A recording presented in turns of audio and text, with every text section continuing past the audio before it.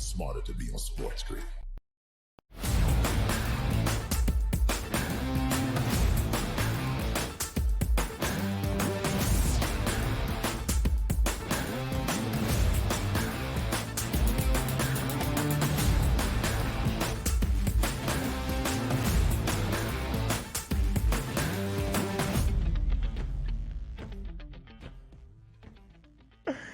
Hour 2 live right here on this Friday on the early line on SportsGrid. Conference Championship Friday as we enter the weekend around the country in conference tournament action in men's college basketball. Now just 2 days away from Selection Sunday when the bracket in the field of 68 is revealed for the 2024 NCAA tournament. A football focus to start this second hour, then some college basketball handicaps to get you ready for semifinal Friday in the ACC, Big East, Big 12, and Pac-12 tournaments, quarterfinal Friday in the Big 10 and the SEC.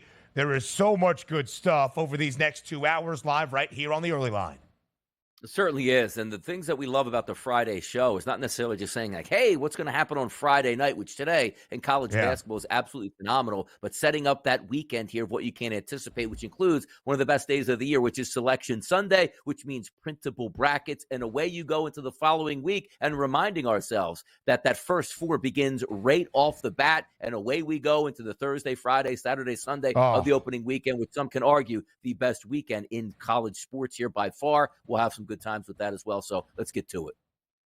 You even just talking about it, you even laying out the calendar, DRS, brings chills to my spine. You are a wordsmith, my friend. So as we go around the National Football League during this week where the league year in 2024 officially began on Wednesday afternoon, yesterday was a day of trades if earlier in the week was a day of free agency signings. We welcome in that SportsGrid radio audience here into hour number 2 of our Friday on the early line on SportsGrid. Sirius XM Channel 159. All of our radio terrestrial affiliates now in the fold as well. He is Donnie right side. I am Ben Stevens. A player-for-player swap between two birded franchises. The Atlanta Falcons send Desmond Ridder to the Arizona Cardinals. In return, they get Rondale Moore, a speedy wide receiver who can do a little bit of everything out of Purdue.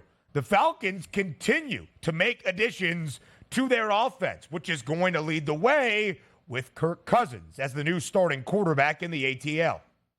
Yeah, watch out for Atlanta here. Now, so many times we talk about, the teams that win, March in the NFL don't necessarily win on the football field. It's not necessarily correct here because you can improve yourselves. And one team that I think probably improved themselves more than any other team right now, it's the Atlanta Falcons. They went from being the favorite in their own division, technically without a quarterback, to getting a Pro Bowl caliber quarterback in Kirk Cousins. And now you're taking a look at the totality of the moves they're making. Keep in mind, guys, they still have a top 10 pick that they can use. And if they go offense again, I don't know what type of monster they can create if they get a solid wide receiver here. But also, Drake London's a very good young wide receiver. Just didn't have that trigger man to get him the football. He's got it now. Kyle Pitts, same thing. New regime in town, new offensive coordinator. But also, when you look at Mooney and Moore, on its face, you say, they're not very good wide receivers. Like Pro Football Focus has them both ranked like basically 107 and 112 out of 128 total wide receivers. But you have to keep in mind this. It's fitting pieces into a puzzle. If you have two guys that can lift the top off of that defense for Pitts and London to do work and also the screen game for Bijan Robinson, I love where they're going. And if I see them take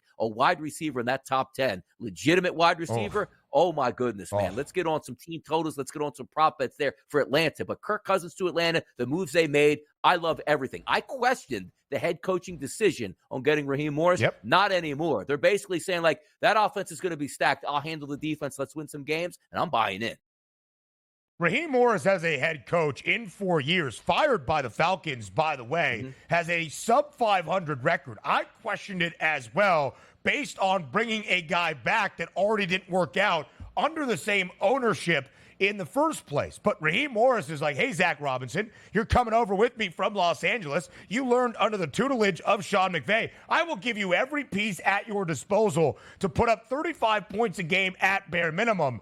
But if they use that 8th overall draft pick on an offensive player once again after taking Bijan Robinson in the top 10 a season ago, I bet you Raheem Morris can be like, can I get some help on the defensive side of the football. It is the number 8 overall selection at this moment for the Falcons. In fact, their last 3 top 10 picks, Kyle Pitts, 4th overall, 2021. Drake London, 5th overall, 2022. Bijan again, 8th overall last year in 2023, have been on the offensive side of the football. I think they might go defense with that 1st overall pick at 8th overall here in the 2024 NFL draft. But you can see what they are doing. Atlanta, still an odds-on favorite, -110 to win the NFC South. Now to the NFC East we go. Sam Howell shipped away from outside the nation's capital yesterday to Seattle. Now will join the quarterback room for the Seahawks. In return, Washington adds some draft capital, a couple of picks going over to Seattle with Sam Howell as well. The quarterback room really for the Commanders, DRS, wide open. We expect them, almost a certainty, to go quarterback at 2nd overall. Yeah, you can see the landscape taking place for them, right? And who cares what wide receiver might be there that they're available or trading out of it? That's not going to happen. They already made a move to get their backup quarterback in Marcus Mariota, and nobody thought that deal was like, oh, Mariota, good bridge quarterback, we'll start the season. That's not happening here. That's going to be setting the table for a young quarterback, but also rebuilding around this football team, adding quality players to this team that's really been needing some headway. And you saw what they were trying to do last year, right? The regime change, ownership group, maybe a lame duck head coach. You bring in Bieniemy, see how it works here. Does Sam Howell, could he be that actual franchise guy? That didn't happen. It's good to pivot. And they made the moves to get rid of some top flight pass rushers midway through that season to get draft capital back. So you see how armed they are for the draft. They had money to spend and did it here, but also good as we talk about for Sam Howell. He wasn't going to be the quarterback of the future. They were drafting high. You knew he wasn't going to say, okay, great, I was a starter last year. Now let me go back to being a backup quarterback and see how that works out. He goes to Seattle for a fresh start. Geno Smith is the entrenched starter, but this is a look-see for the future. Geno Smith's getting up there a little bit in age here. Not a great quarterback. Yeah. So maybe if something happens with Geno Smith, he steps in with a really good wide receiving core out there to see what he could do.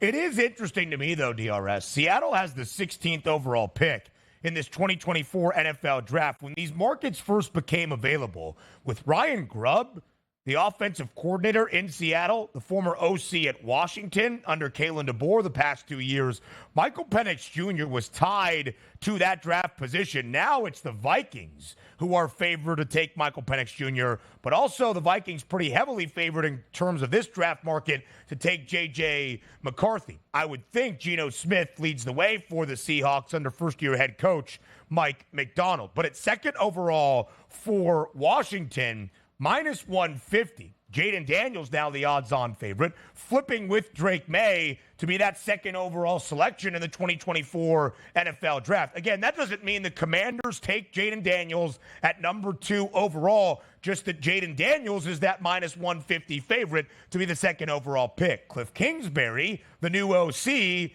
in Washington, I'll repeat, with Chicago still holding on to Justin Fields, Cliff Kingsbury was the quarterback coach for Caleb Williams at USC this past season. Plenty more news and notes around the National Football League up next here on SportsGrid.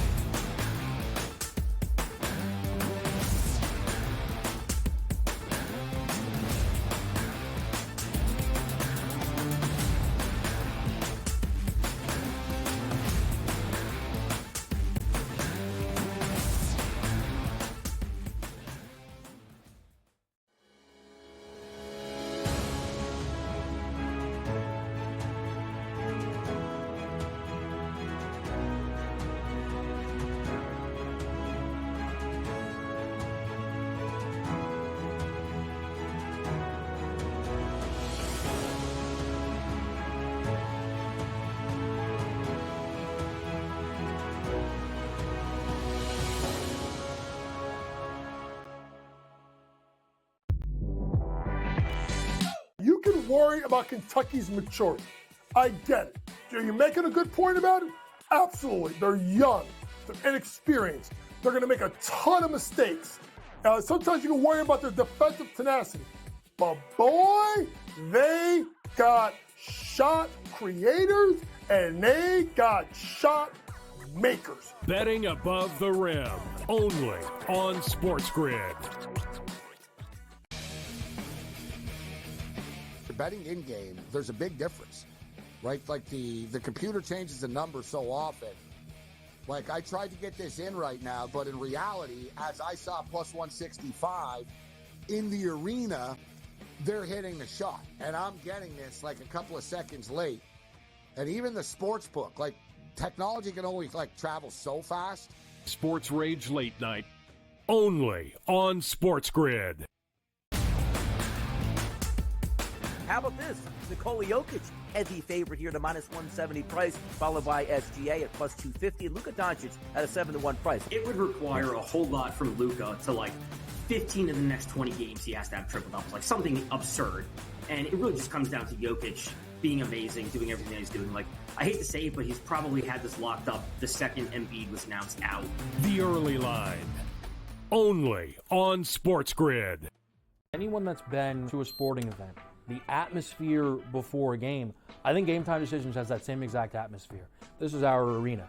This is what we do. There is going to be an energy to Game Time Decisions that you will feel night in and night out. The excitement you get when you lock your bets in, when you're figuring out what you want to do, we can zone in on the biggest games each night. I want this to be the place that people come to before the games start so they feel as ready as possible to lock in their cards. We are going to hit every single one of those markets that you need to know about. We're going to go through every single thing, and I've got a great team behind me that's going to help me get the job done. There is not going to be a better place, I promise you, than Game Time Decisions to get that new information, react to it, and be able to then bet accordingly. We will have everything at our disposal, and we will use that to our advantage. I'm Kevin Walsh. Tune into Game Time Decisions from 6 to 8 p.m. Eastern on SportsGrid.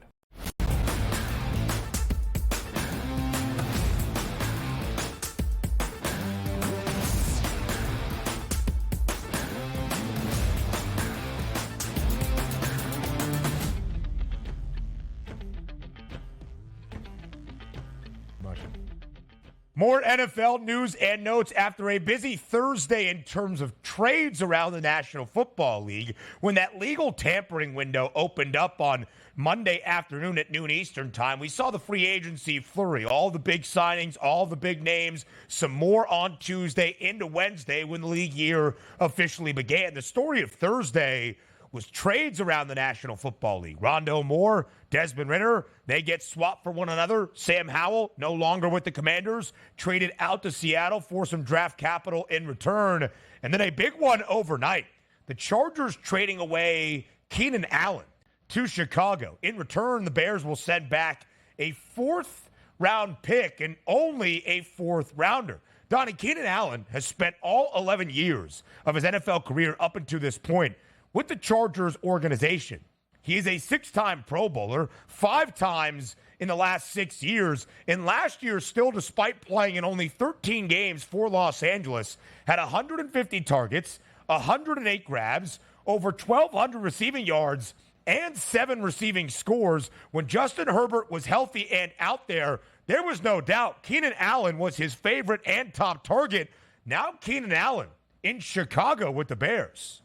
I love this move for the Bears. I do, because it's signaling this team didn't have very much on offense. And within a matter of weeks here, now we're taking a look at a team and so many capabilities and possibilities that can line up. Decent offensive line. You picked up DeAndre Swift, so whoever that new young quarterback is going to be has a formidable run game right off the bat. Cole Kmet is a solid tight end. And now you have elite wide receivers, not solid ones, elite wide receivers. Keenan Allen, one of the better slot wide receivers in the NFL. Ben, as you just pointed out, an absolute target monster. How do you get all those targets here? By being wide open and your quarterback having trust in you. He should build that quickly with Caleb Williams as we anticipate the number 1 overall pick, but also DJ Moore, that Swiss Army knife, who was really good last year, and an offense that wasn't so good. And also keeping in mind, same way we talked about the Atlanta Falcons, a top 10 draft pick here. Yes, they have number 1, but they also have another pick inside the top 10. You use that on another offensive weapon for your young quarterback. That's the way it's done here. And also, equated to the Philadelphia Eagles with Jalen Hurts. Whether or not you think he's a great quarterback or not, he had an unbelievable season, a little bit down last year. When I say down, through week 13, he was the league leader here to be the MVP at the FanDuel Sportsbook. They said, you know what? We're going to get even more talent for you there. This is the landscape of the NFL. And so many teams are flawed, which includes the Chicago Bears. You drafted Fields and say, do it all by yourself. That's not the way it's supposed to happen here. Surround a young quarterback with talent. And it looks like the Eberflus regime there with Poles as a GM is going, you know what? We're going to do our next quarterback the right way here. Get him all the talent he needs to succeed. I love where the Bears are going here. I do. It is a great move by Chicago. Not only do they have a ton of draft assets, first overall, 9th overall, many picks into day 2 and day 3 as well. They have a ton of cap space. So we expected the Bears to make some splashes. They have focused really on the defensive side of the football in the last 2 NFL drafts, despite, as Donnie said, having Justin Fields and try to provide the best environment for him. Sometimes the situation with a respective organization just doesn't work out. That was the case, of course, for Justin Fields in the Windy City. But they are looking at the offense, signing DeAndre Swift on Monday, 3-year, $24 million deal. They've got money to spend. They add Keenan Allen, who is an immediate upgrade and will be the top target in my estimation, really not showing signs of slowing down by any means, even after 11 years in the National Football League. For Caleb Williams, 99.99%. Caleb's still a minus 2,000 favorite to be that first overall pick. My question is for the Chargers. Jim Harbaugh, Greg Roman make their way to Los Angeles. Huge investment into Justin Herbert last offseason, $52.5 million per year. Keenan Allen gone. Mike Williams gone. I get you could make an argument. New regime, new head coach, new front office. Value maybe not there, a fresh start. But who exactly is Justin Herbert going to be throwing the football to at this moment? They drafted Quentin Johnston, in the first round last year out of TCU. He was rather disappointing in his rookie campaign, a ton of drops last year in LA. It's a little bit peculiar what's happening for this Chargers team. I know Jim Harbaugh loves running the football. That's Greg Roman's pedigree as well from his days in Baltimore and even before that in San Francisco with Harbaugh with the 49ers. But I'm a little bit intrigued, I guess you could say, by what the Bolts are doing offensively entering next season. Here's what the Bolts are doing, making sure they have a shored-up defense with a lot of talented players, and you expect a Harbaugh team to play good, hard-nosed defense. They'll do that. They kept Mack on board and Bosa, restructured some contracts, and away they go. That should be enough talent to win football games on the defense alone. And what they're saying now on offense is, and I do agree with this as well, Ben, Harbaugh comes over with a pedigree. He's going to mold this team as he sees fit. And also, when you take a look at veteran wide receivers like Keenan Allen, I'm not knocking Keenan Allen. I love the guy. I mean, if you had him on your fantasy team or you're betting him on a week-to-week basis, he's phenomenal. But it'll be really hard to come in and tell Keenan Allen, hey, Keenan, by the way, remember all those targets you're getting? They're not going to be there. But they actually wanted to keep Keenan Allen around. They asked him to take a pay cut, which is a nice word for, yeah, we like you, but just not at this price. He declined, which is why he was on the move now to the Chicago Bears, but also getting rid of Mike Williams. You have Johnson, who didn't succeed last year, but still a young wide receiver, Ben, that you can mold. So he's trying to get that offense more built for his scheme, which means, yes, we're going to run the football. No, we're not going to run it 75% of the time, but he's getting rid of some of those veteran guys that expect a lot of targets. And still, Herbert is a young quarterback. He'll add his talent. He'll add his wide receivers, maybe a tight end early in the draft here that you like with, like, let's just say a Brock Bowers. But I think he's formulating his offense under what his guys are going to believe in, as opposed to veterans that are like, look, I know we haven't won here, but I get 125 targets a year. Why do I only have half of that here entering into like week 7 or 8 here? So I see what he's doing, Ben.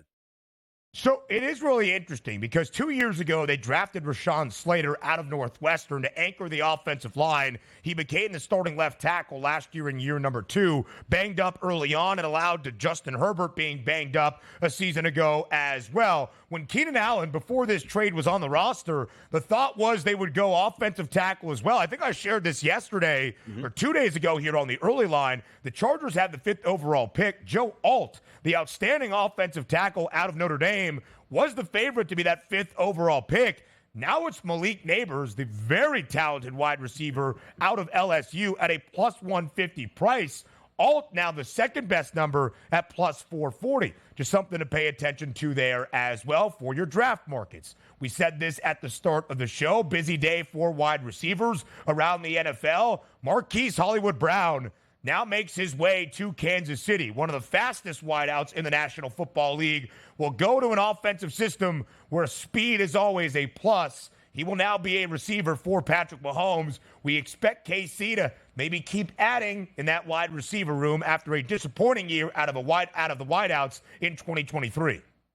Yeah, I like this move. And again, it fits pieces. Yeah. If you're looking at Hollywood Brown saying, well, he hasn't succeeded like we thought he might possibly be, he did a very good job in Baltimore. They traded him because they didn't want to pay him at that point. And then Arizona sort of get lost in quarterbacks being injured and a bad football team overall. But again, styles make fights here, as I like to talk about when you're handicapping games. You want that Kansas City offense to be more explosive. How do you do that? Get guys that can run by cornerbacks to open up the middle of the field for guys like Travis Kelce over the middle. And Rashee Rice was a very competent year one wide receiver who you look for even bigger things here in year number 2. And also, we still have the draft. I think they're going to add another speedster at that wide receiver position, because the only thing missing from a team that's still winning Super Bowls is it used to be a lot easier to score on offense, and I think that's what Kansas City is going to try to do. Hey, look, we're a great football team. We expect to win, but let's make it a little bit easier on Mahomes. How about 3 plays, 76 yards like we used to see under Tyreek Hill? And they might just get back to that now. And Kansas City was favored yesterday to draft Xavier Worthy, the guy who set the fastest 40 time ever at the Combine, 4.21. Now it is no longer Kansas City. It is the Buffalo Bills, who added Curtis Samuel yesterday as well. 2 big D linemen making some splashes. Jacksonville gets Eric Armstead, who was with San Francisco for a very long time.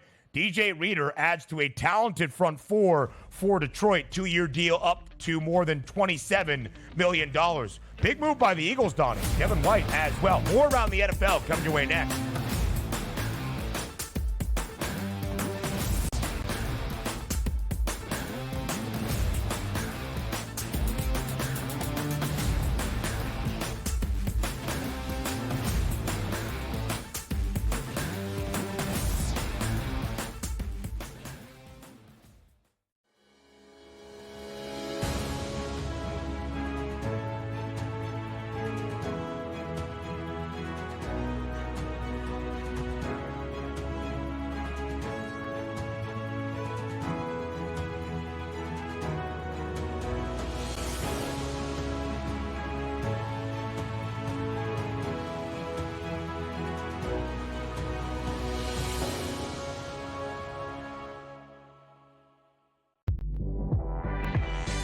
You can worry about Kentucky's maturity. I get it. Are you making a good point about it? Absolutely. They're young. They're inexperienced. They're going to make a ton of mistakes. Sometimes you can worry about their defensive tenacity. But boy, they got shot creators and they got shot makers. Betting above the rim, only on SportsGrid. Betting in game, there's a big difference, right? Like the computer changes the number so often. Like, I tried to get this in right now, but in reality, as I saw plus 165 in the arena, they're hitting the shot, and I'm getting this like a couple of seconds late. And even the sports book, like, technology can only travel so fast. Sports Rage Late Night, only on SportsGrid. How about this? Nikola Jokic, heavy favorite here to minus 170 price, followed by SGA at plus 250, and Luka Doncic at a 7-1 price. It would require a whole lot from Luka to 15 of the next 20 games he has to have triple doubles, like something absurd. And it really just comes down to Jokic being amazing, doing everything he's doing. I hate to say it, but he's probably had this locked up the second Embiid was announced out. The early line, only on SportsGrid. Anyone that's been to a sporting event, the atmosphere before a game, I think Game Time Decisions has that same exact atmosphere. This is our arena.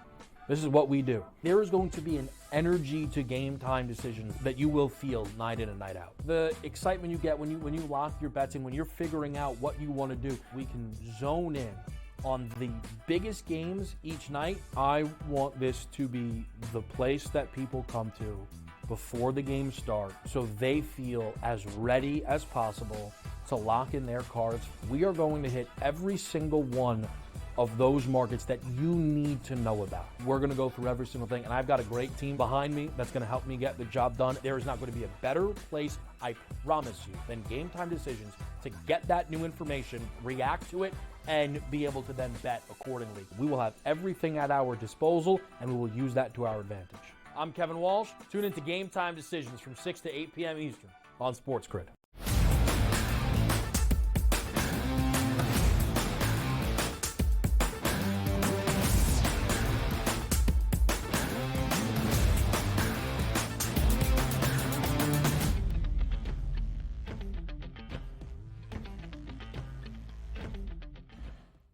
A football Friday, even during conference championship week in college basketball, continues, and then it's back to conference championship Friday in our next segment. That means 2 segments with the one, the only, the hardest working man at the SportsGrid in some new digs. That is Joe Raineri. Raineri joins us live right here on this Friday on the early line, the man in the middle, around the National Football League in the first official week of this league year in 2024, and then to set the stage for conference tournaments around the country on this Friday, well into the weekend as well. Joe, we appreciate the time as always here on this Friday. Pleasure to be here, guys. I mean, obviously it's a big next couple of weeks, but the NFL has done a great job of ripping headlines away from college basketball here. But I am not a big fan of winning free agency, so it usually doesn't equate to championships. But I do think there's a few moves that you can applaud. At least some teams are trying. So I would say, Joe, that in this week of free agency and with the trades that we saw on a Thursday, you'd probably have to point to the Falcons as the winner of NFL free agency at this moment. Most movement from the odds because they made the biggest splash at the most significant position in all of football. That would be a quarterback, his name, Kirk Cousins. And then yesterday, trading Desmond Ridder to Arizona in return to Atlanta, comes Rondale Moore, the speedy wide receiver who has spent his first 3 years with the Cardinals. Now we look at Atlanta's offense. Kirk Cousins, the trigger man. Bijan Robinson, 8th overall pick last year. The running back about to enter year number 2. Drake London, Darnell Mooney, who was signed this week, and Rondale Moore highlight that wide receiver room in the ATL. And can Kyle Pitts finally be the tight end Atlanta expected him to be, drafting him 4th overall a few years ago? Joe, what do you make of how Atlanta is constructing their roster, namely on the offensive side of the football? Well, kudos to, Arthur Blank, the owner, and the front office for, doing what they had to do in order to be relevant now, because they have wasted a few years here with Arthur Smith and Desmond Ridder, the project there, trying to figure some things out. And what they did is they went out and got one of the most, we talk about an anomaly, guys. I have no idea what to do with Kirk Cousins. Kirk Cousins, as far as the media goes and the public goes, that we all think he blows. Like, it's like, oh, Kirk Cousins. Every time Kirk Cousins comes up, we're like, oh, no, you ain't going to win with Kirk Cousins. We've done it with Minnesota all those years. We did it prior. And yet the guy, to me, is, I would say, maybe somewhere between the 8th and the 15th best quarterback in the league. He's not a guy that is going to take you to the promised land where you get him and you're going, you know what? We're winning a Super Bowl this year. This is what it is. That's not who he is. But what he is a guy that's going to get you to the playoffs. He's going to increase the ability of Bijan Robinson, Drake London, Kyle Pitts. I mean, the weapons this guy has, not to mention, I think the Falcons got a bad rap last year because of the offensive line. Desmond Ridder and Taylor Heineke will make any offensive line look absolutely putrid.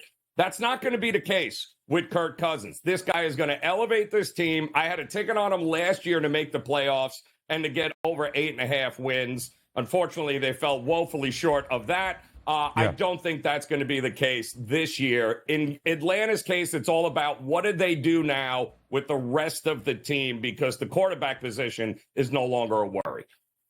Exactly, Joe. I think you hit the nail on the head here. You take a look at Kirk Cousins moving over. You're going to get a Pro Bowl caliber quarterback. Will he take them to the next step? We don't know. But the one key thing is you got stability. You know, Kirk Cousins, if he's healthy, going to throw for 4,000 plus yards, close to 30 touchdown passes. And that's what they were lacking the past couple of years. And also, you take a look at the ownership and the fan base here. They haven't won a division championship since 2016. So now they're saying we have a legitimate chance to win it. Let's get a good quarterback in here. Let's change the head coach. Let's upgrade some pieces around him. And away you go. So we take a look at the odds to win the division. They're a favorite now at a -110 price. Conference championship at a 13-1 price. Super Bowl at a 30-1 price. Talk to me about this move, because for me, I don't think they're going to be NFC championship contenders, but there's no reason they can't do what Tampa Bay did last year in their own division. Win the division, get a home playoff game, that you're actually better than the opponent you play, pick up a playoff win, and move your franchise forward.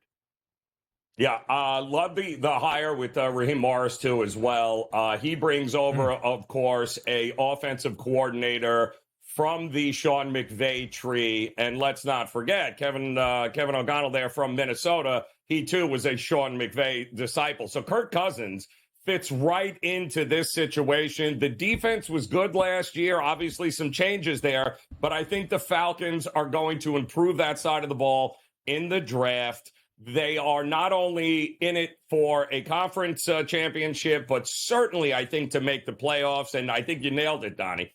Yep. Why can't they do what Tampa did? Shock the world here, provided that, of course, he stays healthy. The backup quarterback is interesting, too. Fresh start for him as well. But I think the arrow is up for Atlanta. The right time at the right place could very well be the theme for the Falcons this year.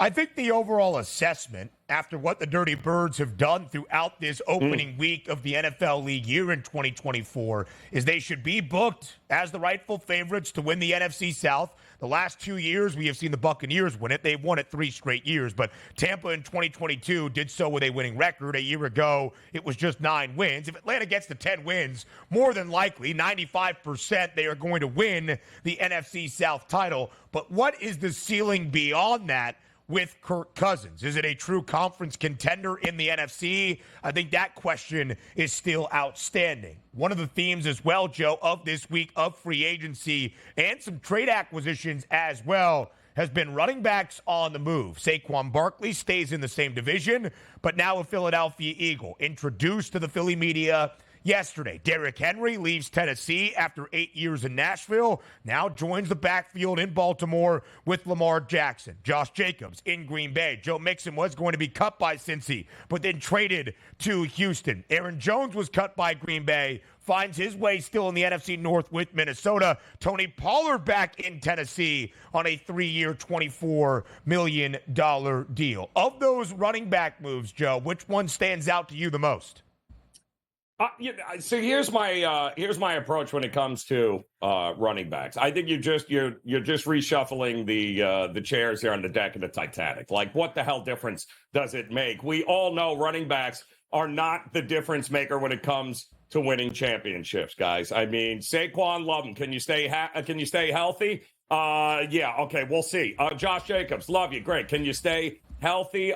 Derrick Henry is on the wrong side of 28, 29 years old, right? He's on that wrong side. Joe Mixon, hey, you had great seasons there with Cincinnati, but without Joe Burrow, what were you? So these guys are all nice pieces. There's a reason why every offseason we're talking about guys either switching uniforms or not getting the money they want and yada, yada, all that. Listen, the running back spot, unfortunately, has been downgraded. It's been happening over the years. I don't think a running back here or there is going to be that one final missing piece for any of those teams. Kudos to those guys for getting a check and getting paid. But I don't think any of those moves are going to move the needle for any of those teams.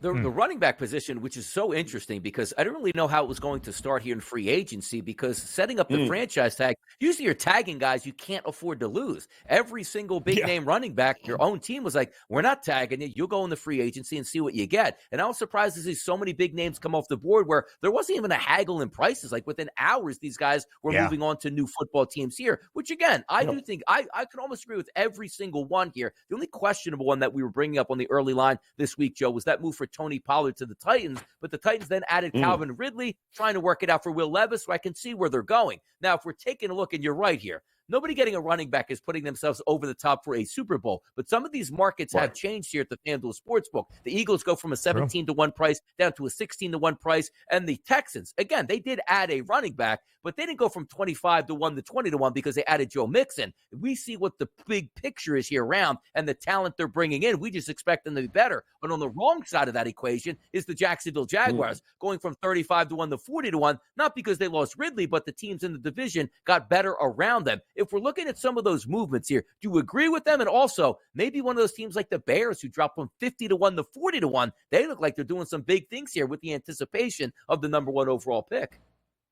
Yeah, I mean, listen, they're modest moves across the board for well-known names, and this is the kind of moves that you expect, right, from teams. I mean, obviously, the Falcons going from 45-50 to 1 down to 30 or 28 is a little absurd, but 35 to 40 to 1, Jacksonville getting worse. I don't agree with that because why? Don't they still have a quarterback? Don't they still have everyone settle down there?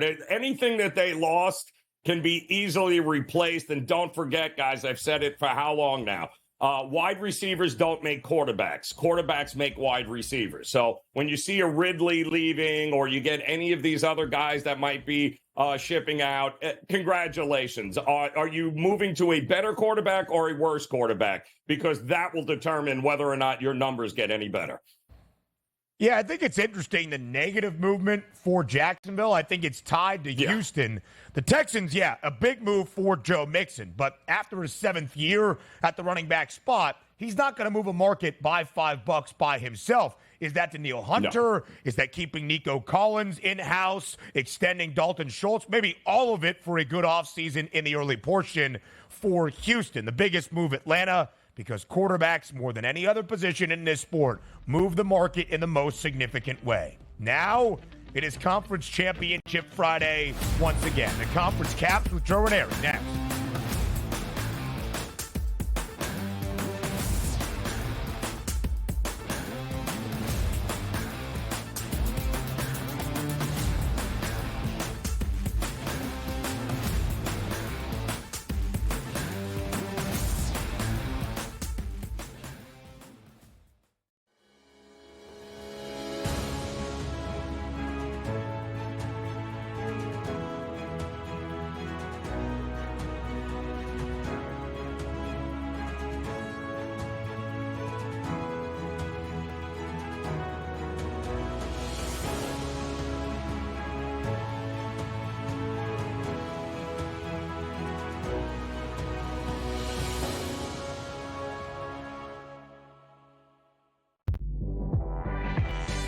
You can worry about Kentucky's maturity. I get it. Are you making a good point about it? Absolutely. They're young. They're inexperienced. They're going to make a ton of mistakes. Sometimes you can worry about their defensive tenacity.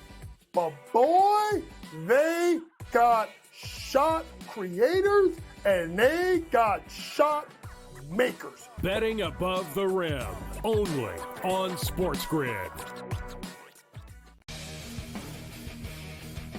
Betting in-game, there's a big difference, right? Like the computer changes the number so often.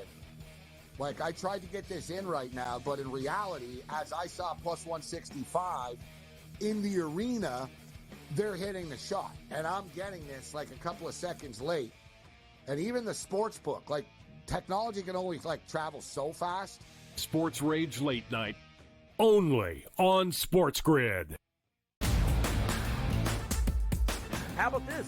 Nikola Jokic, heavy favorite here to minus 170 price, followed by SGA at plus 250, and Luka Doncic at a 7-1 price. It would require a whole lot from Luka to 15 of the next 20 games he has to have triple doubles, like something absurd.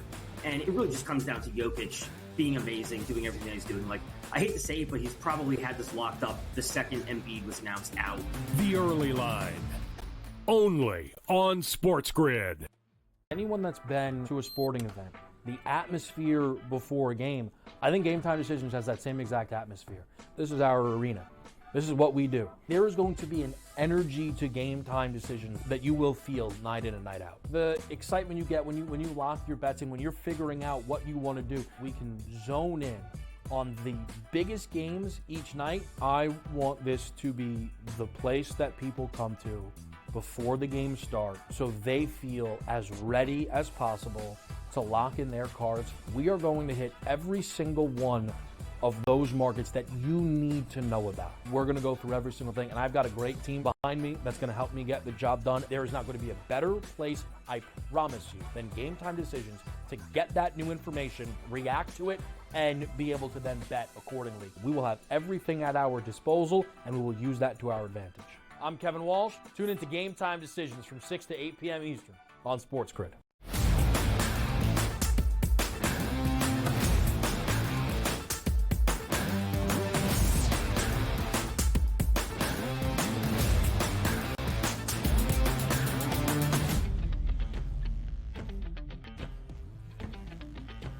I mean, this is why we do what we do. Noon Eastern time on this conference tournament Friday. We will have games tipping off, even in Minneapolis, with the number 1 seed in Purdue entering the Big Ten tournament, taking on Michigan State. What a 1-8 matchup we have in Minneapolis. We will go through the Big Ten tournament on quarterfinal Friday, the SEC tournament on quarterfinal Friday, the other 4 high major conferences out of the 6 in total into semifinal Friday. And Joe Raineri is back with us for a second consecutive segment on Conference Championship Friday, live right here on the early line. So, Joe, we start in the ACC in Washington, D.C. The big news yesterday, Duke bounced one and done in its opening game in the ACC tournament by the 10 seed, NC State, who has already won 3 games in the nation's capital. The first game on semifinal Friday, North Carolina, the regular season champs, a 6.5-point favorite against Pittsburgh, who is flirting with bubble contention for the NCAA tournament. And then Virginia,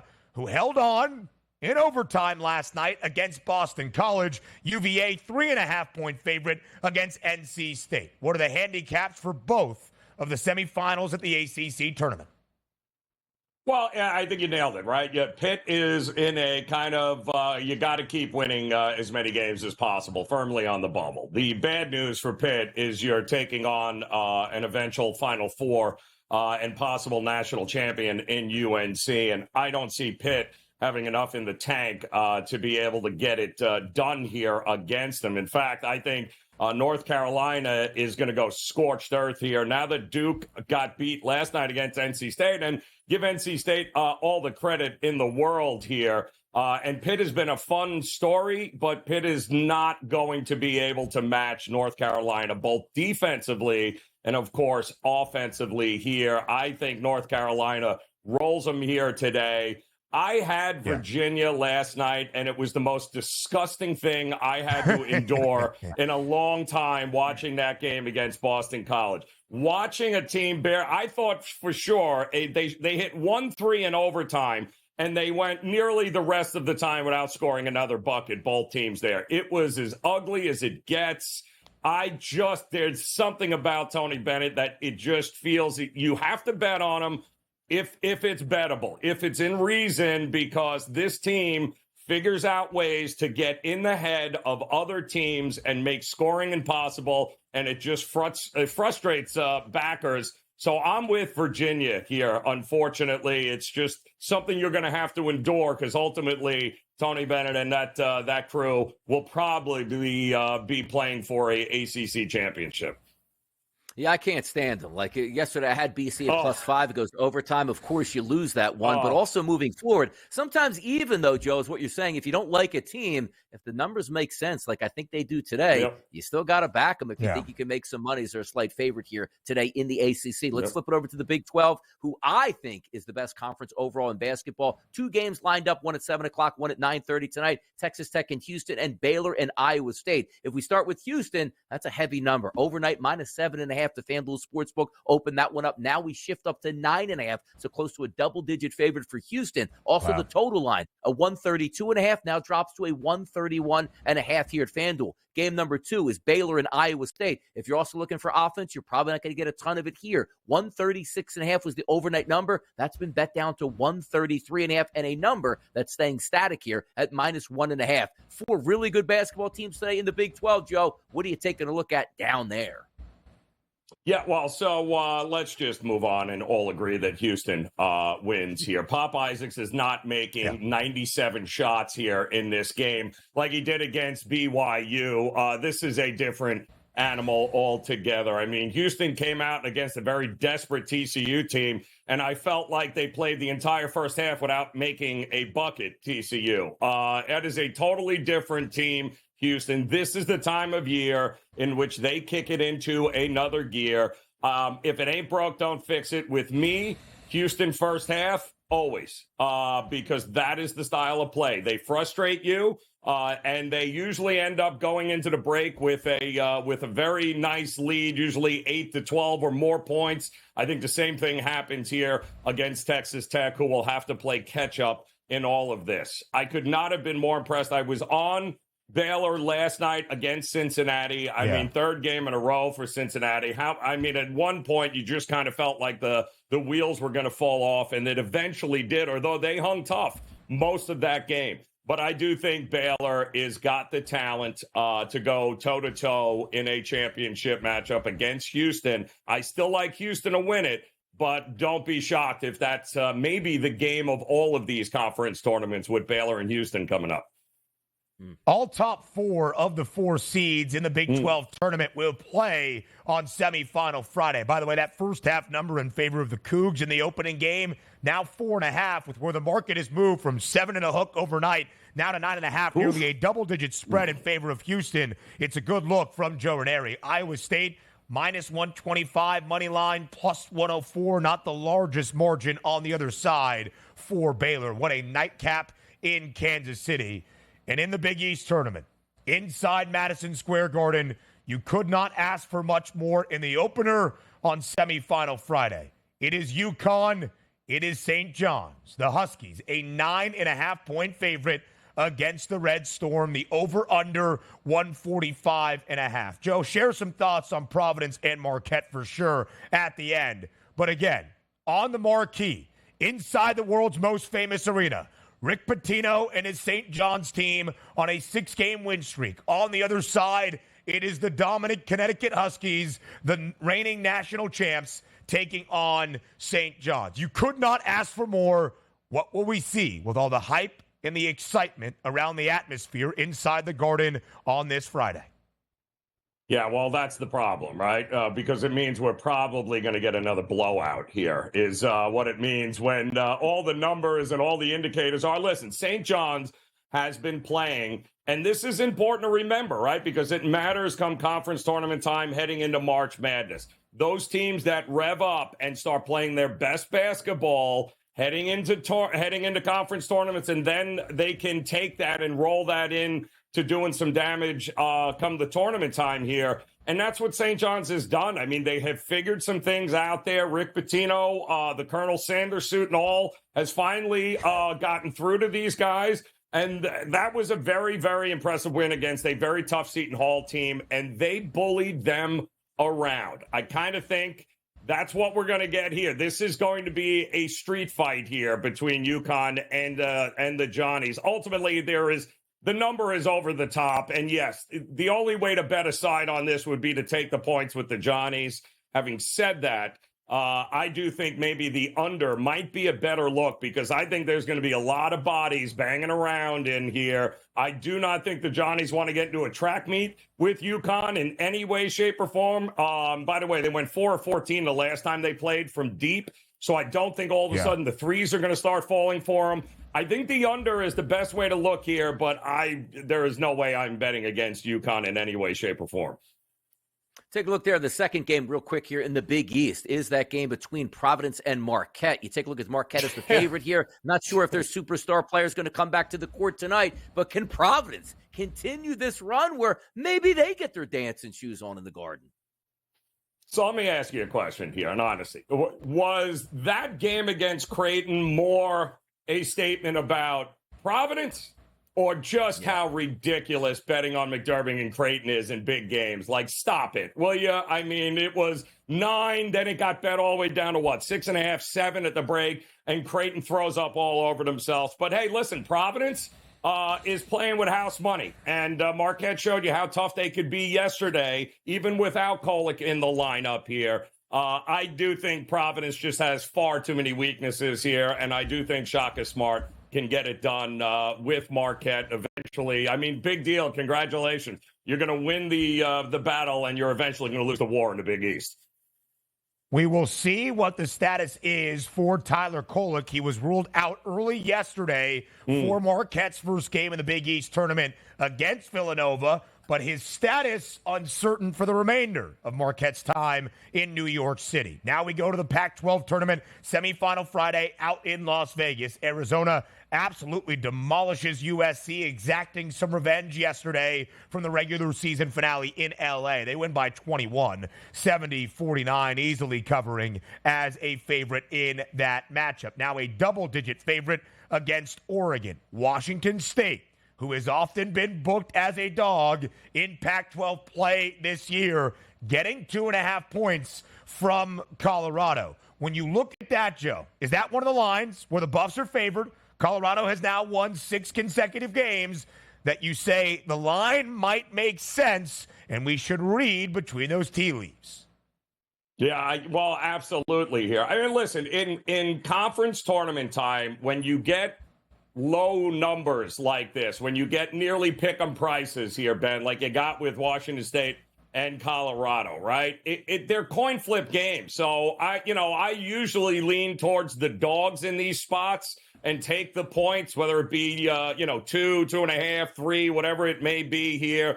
I think Washington State has proven this year that they were undervalued. The market never really adjusted to them throughout the season. Colorado has been hit or miss. I mean, Colorado's going to crash the boards like nobody's business, right? They did it last night, but congratulations. I mean, okay, you beat Utah. Let's not get crazy here. We all knew Utah had its limitations here. Colorado was a fun team, but I am not buying them here. I think Washington State getting points. They have played the disrespected card all season. I think they continue to do that. They eventually get a win, and ultimately, Oregon is an absolute fade for me. How they won that game last night is still head-scratching. They have been hurt. They have not. Dana Altman said, I was afraid to even hold practices last week, given the fact that most of these guys are all injured. We couldn't even put out a team. They come out on the court finally last night. They win a game, but I think it ends for Dana Altman in Oregon after this game against Arizona.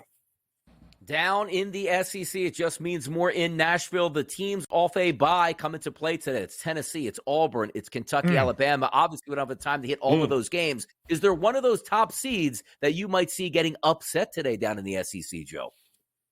Yeah, well, it'll be interesting, right? I mean, when you look at the gauntlet that Tennessee has had to go down the stretch, they've played, I believe, the 10th hardest schedule in conference this year. I mean, look at the games. I mean, they lost to Kentucky on senior day, right? The last game out. But prior to that, they had been on the road. They were winning games against Alabama, South Carolina. I mean, that schedule has been brutal. And, oh, yeah, by the way, Mississippi State already beat them in a game earlier this year here. Styles make fights. It's a tough fight for Tennessee against Mississippi State. I'm wondering if maybe that schedule starts to catch up with them, and I hope they do. This way, North Carolina can get that final number 1 seed in the bracket here, because if Tennessee wins their tournament, Tennessee is going to be a number 1 seed.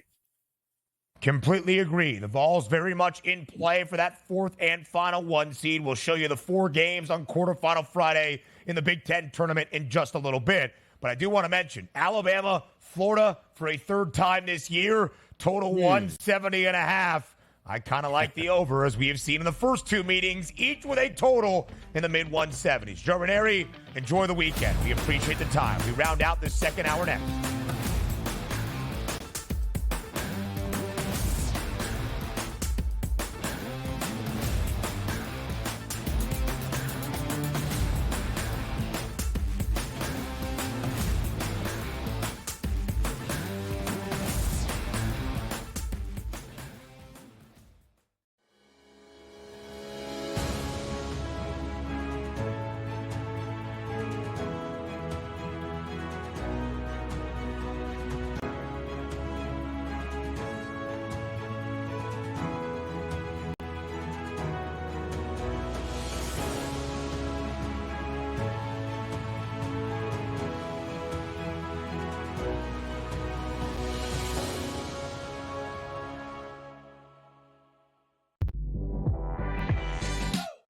worry about Kentucky's maturity. I get it. Are you making a good point about it? Absolutely. They're young. They're inexperienced. They're going to make a ton of mistakes. Sometimes you can worry about their defensive tenacity.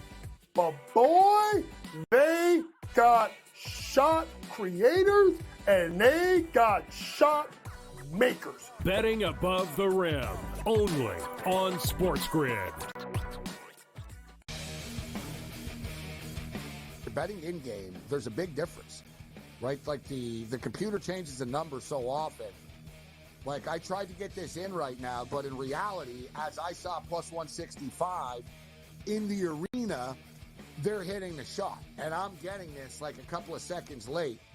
And even the sports book, like technology can only like travel so fast. Sports Rage Late Night, only on SportsGrid. How about this? Nikola Jokic, heavy favorite here to minus 170 price, followed by SGA at plus 250, and Luka Doncic at a 7-1 price. It would require a whole lot from Luka to like 15 of the next 20 games he has to have triple doubles, like something absurd. And it really just comes down to Jokic being amazing, doing everything he's doing. Like, I hate to say it, but he's probably had this locked up the second Embiid was announced out. The early line, only on SportsGrid. Anyone that's been to a sporting event, the atmosphere before a game, I think Game Time Decisions has that same exact atmosphere. This is our arena. This is what we do. There is going to be an energy to Game Time Decisions that you will feel night in and night out. The excitement you get when you lock your bets in, when you're figuring out what you want to do, we can zone in on the biggest games each night. I want this to be the place that people come to before the games start so they feel as ready as possible to lock in their cards. We are going to hit every single one of those markets that you need to know about. We're going to go through every single thing, and I've got a great team behind me that's going to help me get the job done. There is not going to be a better place, I promise you, than Game Time Decisions to get that new information, react to it, and be able to then bet accordingly. We will have everything at our disposal, and we will use that to our advantage. I'm Kevin Walsh. Tune into Game Time Decisions from 6 to 8 p.m. Eastern on SportsGrid.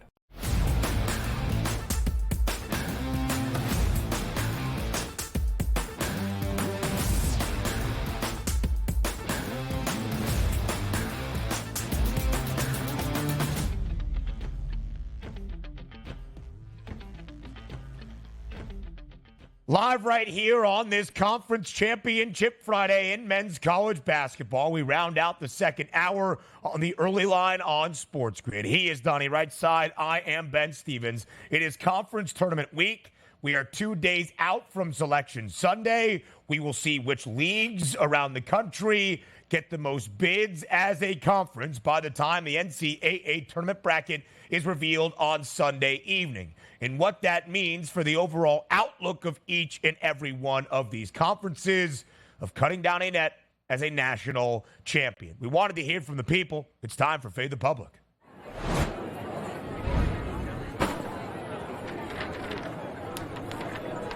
Now, on the FanDuel Sportsbook, you can not only bet which team wins a national championship in college basketball, but which conference is going to cut down the nets as a national champion. The three best prices: the Big East, plus 290, the Big 12, plus 320, the SEC, plus 440. So which conference will win the NCAA tournament? The question for you all out there at SportsGrid TV on Twitter. The Big East is taking the lead, nearly 34% of this Fade the Public poll. Other and the Big 12 tied with about 23%. And shout out my guy, Brian Browns. We asked for an other. You got to reply. He said the Big 10, which has not won a conference, or as a conference has not won a national championship since the year 2000. But Brian, I love the belief in the Big 10 conference as always.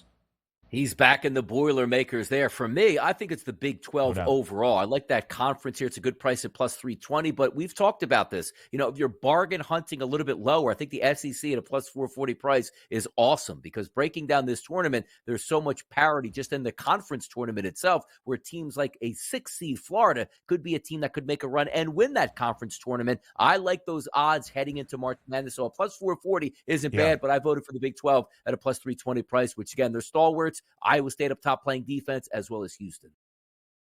Depth Quality Big 12. Top of the conference, UConn, Marquette, Creighton. You might look at the Big East. Some NFL news to start hour 3 in less than a minute.